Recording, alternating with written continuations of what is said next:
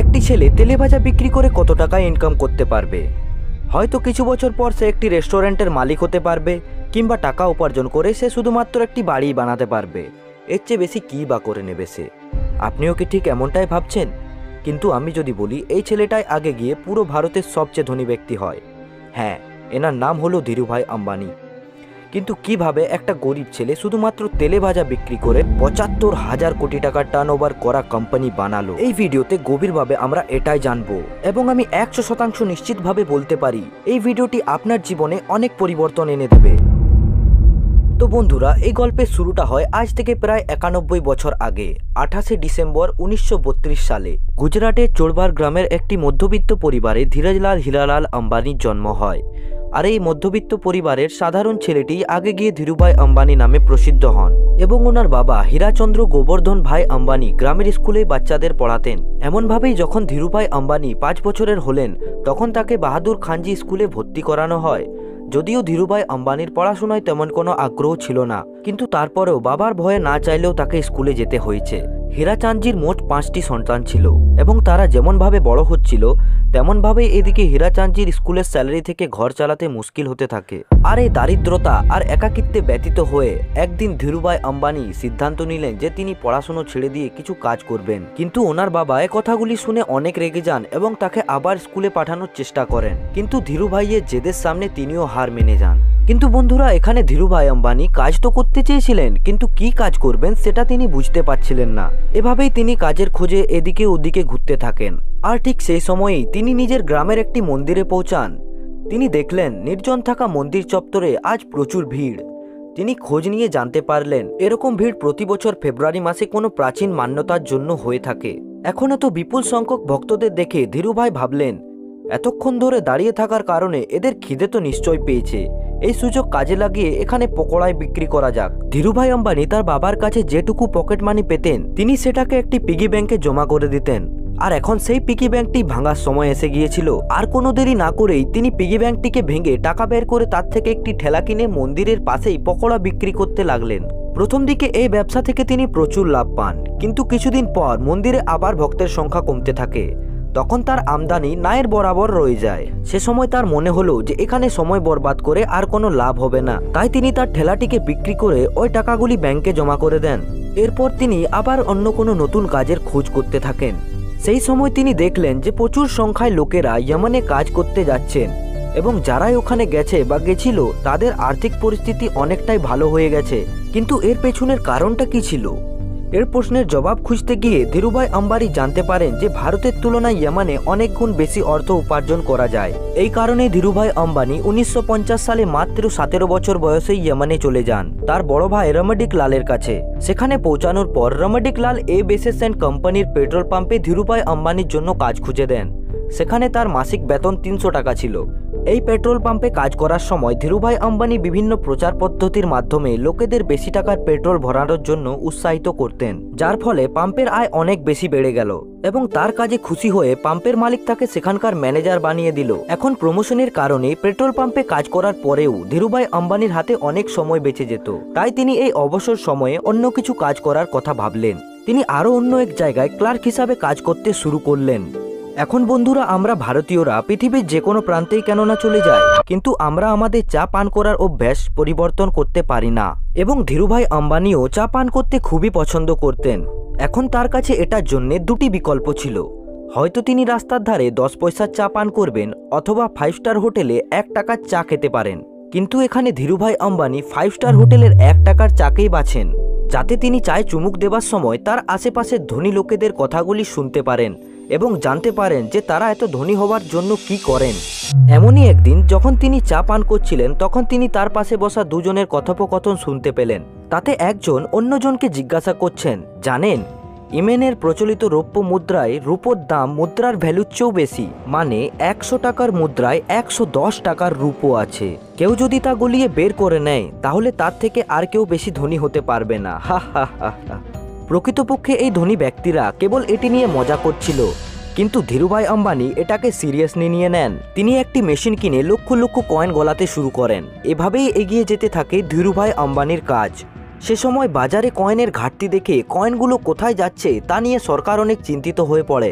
এরপর সরকার যখন এ বিষয়ে তদন্ত করতে একটি তদন্ত দল গঠন করে, তখন নাম উঠে আসে ধীরুভাই আম্বানির। পুলিশ তার আস্তানায় পৌঁছানোর আগেই সব অর্থ সংগ্রহ করে ধীরুভাই আম্বানি ভারতে পালিয়ে যান।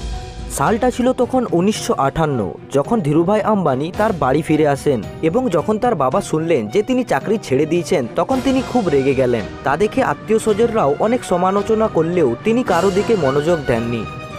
ইয়েমেনের থেকে ফিরে গ্রামে কিছু সময় কাটানোর পর তিনি কোকিলা ব্যানকে বিয়ে করেন। তারপর তিনি মুম্বাই গিয়ে ব্যবসা শুরু করেন। 1958 সালে তিনি 50,000 টাকা পুঁজি দিয়ে রিলায়েন্স কমার্শিয়াল কর্পোরেশন নামে একটি অফিস খোলেন এবং মশলা ব্যবসা শুরু করেন। কিছু সময় পর তিনি জানতে পারলেন যে মশলার পরিবর্তে সুতের ব্যবসা করা গেলে তিনি আরও বেশি লাভবান হবেন, কিন্তু ব্যবসার জন্য তখন তার কাছে পর্যাপ্ত অর্থ ছিল না। তাই তিনি চম্পকলাল দামানির সাথে ব্যবসা করার সিদ্ধান্ত নেন, যিনি আগে ইয়েমেনে তার সাথে থাকতেন। কিন্তু যখন তিনি এই শিল্পে প্রবেশ করার চেষ্টা করেন, তখন তিনি জানতে পারেন যে এখানকার ব্যবসায়ীরা মিলে একটি ইউনিয়ন গড়ে তুলেছেন এবং তারা সবাই মিলে নতুন কোনো ব্যবসায়ীকে এই শিল্পে প্রবেশ করতে দিচ্ছে না, এবং কেউ প্রবেশ করতে চাইলে আগে তাকে ইউনিয়নের নেতার কাছে অনুমতি নিতে হয়। এইভাবে ধীরুভাই আম্বানির জন্য একটি নতুন ক্ষেত্রে প্রবেশ করা বেশ চ্যালেঞ্জিং হয়ে পড়েছিল। যাই হোক, অনেক পরিশ্রমের পরে তিনি জানতে পারেন যে তিনি যে কারখানা থেকে সুতটি কিনেছিলেন সেই কারখানাটিও একটি ইউনিয়ন গঠন করেছে এবং চূড়ান্ত পণ্য বিক্রি করছে। তাদের আলাদা ইউনিয়নও আছে। এভাবেই সবাই মিলে এই মধ্যবিত্ত ব্যবসায়ীদের লুটপাট করছিল, কারণ এদিকে কারখানাগুলো দামি দামে সুত বিক্রি করছে, অন্যদিকে ক্রেতারা সস্তায় কিনছে। মাঝখানে এদের একটা লোকসান সহ্য করতে হচ্ছে। ধীরুভাই এবং তার মতো ব্যবসায়ীরা এইসব দেখে একটি বড় পদক্ষেপ নেন এবং তার ইউনিয়নের সমস্ত সদস্যদের একত্রিত করেন এবং সিদ্ধান্ত নেন যে আমরা কারখানা থেকে সস্তায় পণ্য তুলে চড়া দামে বাজারে বিক্রি করব, যাতে আমরা আমাদের ব্যবসা থেকে সম্পূর্ণ লাভটা পেতে পারি। যাই হোক, কিন্তু এটি করার পরে মুম্বাইয়ের অনেক বড় ব্যবসায়ীরা ক্ষুব্ধ হয়ে গিয়েছিলেন এবং যেখানে কাঁচামাল কেনার জন্য বিডিং করা হতো সেই জায়গাতে একটি আইএএস অফিসারকে টাকা খাইয়ে তালা ঝুলিয়ে দেওয়া হয়েছিল। কিন্তু বন্ধুরা, ধীরুভাই আম্বানির বুদ্ধিও কম ছিল না। উনি যখন গোদামে তালা ঝুলতে দেখেন, তখন তার নিজের বিরোধ দেখানোর জন্য ইউনিয়নের লোকেদের সাথে মিলিত হয়ে নিজের সব মাল ওই আইএএস অফিসারের বাড়ির বাইরে রাখা করান। এখন কিছু ঘন্টার মধ্যেই ওই আইএএস অফিসারের বাড়িতে কিছু বড় অফিসারদের আসার ছিল, আর তারা যদি ওই বাড়ির সামনে পড়ে থাকা মালগুলো দেখে নিতেন, তখন তারা ওই আইএএস অফিসারের সব কাণ্ডগুলোর ব্যাপারে জেনে যেতেন। এই কারণে নিজের চাকরি বাঁচাতে কিছুক্ষণের মধ্যেই ওই আইএএস অফিসার তালা খুলে দিতে বাধ্য হলেন এবং ধীরুভাইয়ের ব্যবসা আবার চলতে লাগলো। এরপর কিছু বছর ভালোভাবেই চলে যায়, কিন্তু তারপর ধীরুভাই আম্বানি এবং চম্পকলাল দামানির মধ্যে বিবাদ হতে থাকে। আসলে ব্যবসা করার ক্ষেত্রে তাদের মানবিকতা ছিল একেবারেই আলাদা। তাই 1965 সালে চম্পকলাল দামানি অংশীদারিত্ব শেষ করার কথা ভেবেছিলেন এবং তারপর দুজনেই আলাদা হয়ে যান। 1966 সালে ধীরুভাই আম্বানি গুজরাটের নরোদাতে একটি টেক্সটাইল মিল শুরু করেন এবং এখান থেকে আর তিনি কোনোদিন পেছনে ঘুরে দেখেননি। সে সময় সরকার রিপ্লেনিশমেন্ট লাইসেন্স নিয়ে আসে, যার আওতায় ব্যবসায়ীরা বাইরের দেশ থেকে সস্তা কাপড় আমদানি করতে পারে, তবে শর্ত ছিল তা দিয়ে নতুন কিছু বানিয়ে অন্য দেশে রপ্তানি করতে হবে। এখানে ধীরুভাই আম্বানি চতুরতার সাথে তার সমস্ত সঞ্চয় দিয়ে বিদেশি কাপড় কিনেছিলেন এবং তারপর তা থেকে বিভিন্ন ধরনের টি শার্ট, শাল এবং শার্টস তৈরি করতে শুরু করেছিলেন এবং এই প্রোডাক্টগুলির ব্র্যান্ড নেম ছিল বিমল, যা তার বড় ভাই রমাডিকলাল আম্বানির ছেলে বিমল আম্বানির নামে নামকরণ করা হয়েছিল। মেশিন বসিয়ে প্রচুর পরিমাণে জামাকাপড় উৎপাদন করা হয়ে গেছিল, কিন্তু তাদের বাজারে প্রবেশ ঠেকাতে অন্য টেক্সটাইল মালিকেরা পদক্ষেপ নেয়। তারা তাদের সব রিটেলারদের বলেন যে যদি তারা ধীরুভাই আম্বানির কাছে মাল কেনেন, তাহলে তারা আর ভবিষ্যতে ওনাদের মাল দেবেন না। কিন্তু টেক্সটাইল মালিকদের এই চক্রান্তটাও ধীরুভাই আম্বানিকে আটকাতে পারেনি। ধীরুভাই সারা দেশে ঘুরে সমস্ত রিটেলারদের মাল ওনার কাছ থেকে কেনার আশ্বাস দেন এবং ভরসা দেন যে যদি মাল বিক্রি না হয় বা আপনার লোকসান হয়, তবে আমার কাছে আসবেন আর লাভ হলে নিজের কাছে রাখবেন। ধীরুভাইয়ের এই বক্তব্য পাইকারি ব্যবসায়ীদের অনেক পছন্দ হয় এবং তার কাছে প্রচুর পরিমাণে কাপড় কেনা শুরু করে। এখন কারণ পলিয়েস্টারের মাল বাজারে উপস্থিত সমস্ত কোম্পানির মালের চেয়ে অনেক ভালো ছিল, সেই কারণে বিমল ব্র্যান্ডের কাপড়ের চাহিদা বাজারে খুব দ্রুত বাড়তে থাকে। এবং বন্ধুরা, একটি সময় এমনও এসেছিল যখন একই দিনে সারা দেশে বিমল ব্র্যান্ডের 100টি শোরুমের উদ্বোধন করা হয়েছিল, আর বিমল হয়ে ওঠে সেই সময়ের 1 নম্বর পলিয়েস্টার ব্র্যান্ড। এর বাইরে যখন ওয়ার্ল্ড ব্র্যান্ডের একটি দল ধীরুভাইয়ের নারদাতে উপস্থিত টেক্সটাইল মিলটিকে পরিদর্শন করেন এবং তারা সেটিকে ভারতের সেরা টেক্সটাইল মিল হিসাবে স্বীকৃতি দিয়েছিলেন, সাথে এইখানে তৈরি পোশাক উন্নত দেশের মানদণ্ডগুলিও পূরণ করে।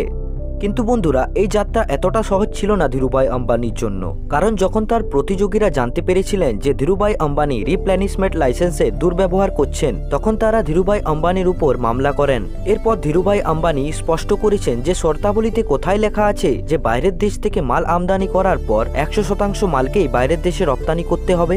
আসলে ধীরুভাই আম্বানি বিদেশি কাপড় থেকে তৈরি কিছু কাপড় বিদেশি বাজারে পাঠাতেন এবং তারপর বাকিটা দেশে বিক্রি করার জন্য রাখতেন।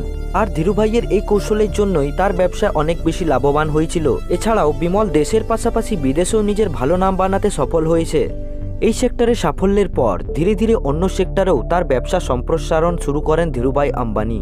8ই মে 1973 সালে কোম্পানির নাম রিলায়েন্স কমার্শিয়াল কর্পোরেশন থেকে রিলায়েন্স টেক্সটাইল ইন্ডাস্ট্রিজ করা হয় এবং 1976 থেকে 77 সালের মধ্যে এর বার্ষিক টার্নওভার 70 কোটি টাকা হয়ে যায়। এবার যখন জানুয়ারি 1978 সালে ধীরুভাই আম্বানি স্বাধীন ভারতের প্রথম আইপিও আনার কথা ভাবেন এবং তারপর তার কোম্পানিকে মুম্বাই এবং আহমেদাবাদ স্টক এক্সচেঞ্জে তালিকাভুক্ত করেছিলেন। 10 টাকা শেয়ার মূল্যে 2.8 মিলিয়ন ইউকিটি শেয়ারের একটি আইপিও দেওয়া হয়, যার উপরে বিনিয়োগকারীরা দারুণ ভরসা প্রকাশ করেছিল এবং 58,000 বিনিয়োগকারীরা এতে বিনিয়োগ করেছিলেন, যার থেকে লোকেরা প্রচুর পরিমাণে লাভ অর্জন করেছিল।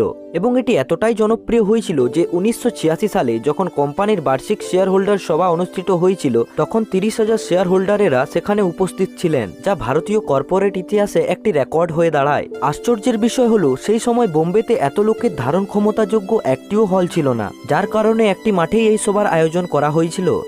1980 সালে ধীরুভাই আম্বানি মহারাষ্ট্রের পাতালগঞ্জে পলিয়েস্টার সুতোর কারখানা খোলেন এবং অনেক চেষ্টার পর তিনি সরকারের কাছ থেকে তেল উৎপাদন করার লাইসেন্সও পেয়ে যান। এইভাবে এক সময় পেট্রোল পাম্পে কাজ করতেন যে ধীরুভাই আম্বানি এখন তেল উৎপাদন করা কোম্পানির তিনি মালিক হয়ে গেলেন। 16ই ফেব্রুয়ারি 1986 যখন ধীরুভাই আম্বানির প্রথম হার্ট অ্যাটাক আসে, তিনি তার ছেলে মুকেশ আম্বানিকে বলেছিলেন যে তার পিঠে প্রচণ্ড ব্যথা হচ্ছে, কিন্তু হাসপাতালে নিয়ে যাওয়ার আগেই তিনি অজ্ঞান হয়ে যান। এবার যখন আতঙ্কে মুকেশ আম্বানি তাকে হাসপাতালে নিয়ে গেলেন, তখন চিকিৎসকেরা জানান আগামী 42 ঘন্টা তাদের জন্য খুবই সংকটজনক। কিন্তু বন্ধুরা, এত গুরুতর হওয়া সত্ত্বেও জ্ঞান ফেরার সঙ্গে সঙ্গে তিনি ছেলের দিকে তাকিয়ে বললেন, তুই চিন্তা করিস না, আমি সব ঠিক করে দেব। ধীরুভাই আম্বানির একটা হাত এই স্ট্রোকের পর অবশ হয়ে যায়, কিন্তু ধীরুভাই আম্বানি সিদ্ধান্ত নেন যে এটি তার দুর্বলতা হয়ে উঠবে না। তাই তিনি টানা 3 মাস প্রচুর ব্যায়াম করেছেন এবং তার খাদ্যাভ্যাসের প্রতিও পূর্ণ মনোযোগ দিয়েছেন, এবং যার ফলস্বরূপ ধীরুভাই আম্বানির হাত আগের থেকে অনেকটা ভালো হয়ে গেল। তারপর ধীরুভাই আম্বানি এমন একটি গোল্ডেন এরাতে প্রবেশ করলেন যেখানে তার ব্যবসা আরও অনেক ক্ষেত্রে প্রসারিত হতে শুরু করে। আসলে 1992 সালে ধীরুভাই আম্বানি যা করেছিলেন তা সেই সময়ের বড় বড় ভারতীয় কোম্পানিগুলো স্বপ্নেও ভাবেনি। প্রকৃতপক্ষে এই বছর কোম্পানি গ্লোবাল মার্কেট থেকেও ফান্ড জোগাড় করতে শুরু করে দিয়েছিল এবং রিলায়েন্স এমনটা করতে পারা দেশের প্রথম কোম্পানি হয়ে উঠল। 1995-96 সালে ধীরুভাই আম্বানি তার telecom company Reliance telecom private limited 9X ইউএসের সহযোগিতায় ভারতে শুরু করেন। এরপর 1998 থেকে 2000 সালের মধ্যে ধীরুভাই আম্বানি গুজরাটের জামনগরে বিশ্বের বৃহত্তর রিফাইনারি পেট্রোকেমিক্যাল স্থাপন করেন। আর বন্ধুরা, এই সময়ের মধ্যে ধীরুভাই আম্বানির নাম এতটাই বড় হয়ে গিয়েছিল যে দেশের পাশাপাশি বিদেশেও তিনি জনপ্রিয়তা পেতে শুরু করেন। এই জনপ্রিয়তা তখন আরও বেড়ে যায় যখন 1996, 98 এবং 2000 এই 3 বছর তিনি এশিয়ার উইক ম্যাগাজিন দ্বারা এশিয়ার টপ 50 সবচেয়ে ক্ষমতাধর ব্যক্তির তালিকায় অন্তর্ভুক্ত হন। আর এটা ছিল ভারতের জন্য অত্যন্ত গর্বের বিষয়। আর এর ফলে অন্যান্য দেশগুলিও ভারতের ক্ষমতা সম্পর্কে ধারণা পেতে শুরু করে। শুধু তাই নয়, 15ই জুন 1998 সালে ধীরুভাই আম্বানি প্রথম ভারতীয় হয়েছিলেন যাকে চমৎকার করা লিডারশিপের জন্য পেনসিলভেনিয়ার ওয়ারেন্ট school of university dean's medal প্রদান করে। এছাড়াও 1999 সালে ধীরুভাই আম্বানিকে বিজনেসম্যান অব দ্য ইয়ার পুরস্কার দিয়েও সম্মানিত করা হয়েছিল এবং 2001 সালে ইকোনমিক টাইমস তাকে লাইফ টাইম অ্যাচিভমেন্ট অ্যাওয়ার্ড দিয়ে সম্মানিত করে। কিন্তু বন্ধুরা, এই সব অ্যাওয়ার্ড আর সম্মান শুধুমাত্র ধীরুভাই আম্বানি পেলেও এই সাফল্যের পেছনে তার স্ত্রী কোকিলা বেনেরও অনেক হাত ছিল। আসলে ধীরুভাই আম্বানি যখন মুম্বাইতে চলে আসেন তখন তিনি কোকিলা বেনকে ইংরেজি শিখতে বলেছিলেন যাতে তিনি তাকে ব্যবসায় সাহায্য করতে পারেন, এবং ধীরুভাই আম্বানি যখনই নতুন কোনো কাজ শুরু করতেন তিনি তাতে সর্বদা কোকিলা বেনের মতামত চাইতেন। বন্ধুরা, এই সাপোর্ট এবং পরিশ্রমের ফলাফলই হলো এটা যে মশলা এবং পলিয়েস্টারের ব্যবসায়ী ধীরুভাই আম্বানি সাল 2000 নাগাদ দেশের অন্যতম ধনী ব্যক্তি হয়ে ওঠেন। তিনি 350 স্কোয়ার ফিটের একটি রুম থেকে তার ব্যবসা শুরু করেন, আর তার কিছু বছরের মধ্যে রিলায়েন্স দেশের শীর্ষ কোম্পানির মধ্যে নাম অর্জন করে নেয়। শোনা যায় যে ধীরুভাই আম্বানি তার স্বপ্ন পূরণের জন্য খুব ডিসিপ্লিনের সাথে জীবনযাপন করতেন। তিনি তার কাজের সময়ও ঠিক করেন এবং তিনি 10 ঘন্টার বেশি কাজও করতেন না। কিন্তু প্রথম হার্ট অ্যাটাকের পর থেকে তার স্বাস্থ্যের ক্রমাগত অবনতি হতে থাকে। এ কারণে কয়েকদিন ছাড়া ছাড়াই তাকে হাসপাতালে যেতে হতো। তারপর 24শে জুন 2002 সালের দিনটি এসেছিল যখন ধীরুভাই আম্বানি আবার একটি মারাত্মক স্ট্রোকে আক্রান্ত হন। তৎক্ষণাৎ ওনাকে মুম্বাইয়ের ব্রিজ ক্যান্ডি হাসপাতালে ভর্তি করানো হয়। এখানে ডাক্তারেরা অনেক চেষ্টা করেছিলেন, কিন্তু ক্রমাগত চিকিৎসার পরেও তার অবস্থার কোনো উন্নতি হয়নি এবং সেই কারণে শেষ পর্যন্ত 6 জুলাই 2002 সালে 69 বছর বয়সে তিনি মারা যান এবং পেছনে ফেলে দিয়ে যান তার ছেলেদের জন্য কোটি কোটি টাকার সম্পত্তি। ওনার মৃত্যুর সময় কোম্পানির টার্নওভার 75,000 কোটি টাকা হয়ে গেছিল এবং রিলায়েন্স গ্লোবাল ফরচুন 500-এর তালিকায় জায়গা করে নেয়। কিন্তু আশ্চর্যের বিষয় হলো এটা যে এত সম্পদ ও খ্যাতি অর্জনের পরেও তিনি খুব সাদা জীবনযাপন করেছেন। তিনি তার গোড়াটা কোনোদিন ভুলে যাননি। একটি ছোট পকোড়া বিক্রেতার পক্ষে শূন্য থেকে শুরু করা এবং এমন একটি সাম্রাজ্য গড়ে তোলা প্রায় অসম্ভব ছিল যা বহু প্রজন্ম ধরে চলবে, কিন্তু ধীরুভাই আম্বানি তা করে দেখিয়েছেন।